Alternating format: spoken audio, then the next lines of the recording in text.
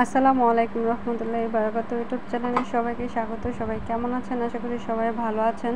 তো আমার রেসিপিগুলি ভালো লাগলে অবশ্যই এটা সাবস্ক্রাইব করে দেবেন, আর কেমন হয়েছে সেটা কমেন্টে জানিয়ে দেবেন, একটা লাইক করে দেবেন।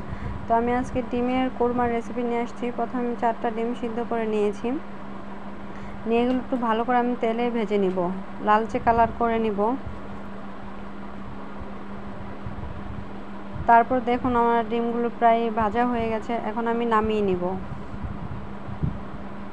তো প্রথমে আমি একটা গরম মশলার দারচিনি দিয়ে দিয়েছি তেলে, এটা আমি একটু ভেজে নিব, তাহলে ফ্লেভারটা অনেক সুন্দর আসে। তারপর ছোটো বাটির 1 বাটি পেঁয়াজ কেটে নিয়েছি কুচি করে, এগুলো আমি তেলে ভেজে নিব।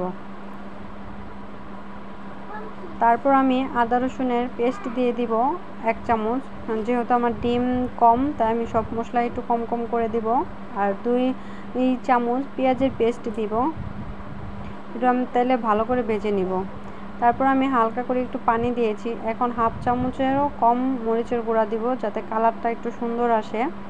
আর আমি স্বাদ মতন লবণ দিয়ে দিয়েছি, এটা আমি ভিডিওতে ওঠাতে মনে ছিল না, যার যার স্বাদ মতন লবণ দিয়ে দিবেন। তারপর আমি ডিমগুলো দিয়ে দিব।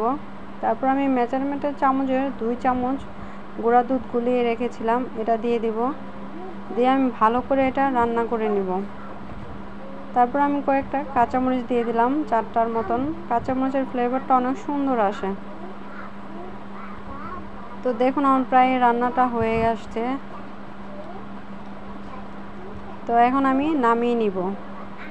তারপর আমি পেঁয়াজের বেরেস্তা দিয়ে সুন্দর করে সাজিয়ে নিব। তো সবাই ভালো থাকেন, সুস্থ থাকেন, আল্লাহ হাফেজ।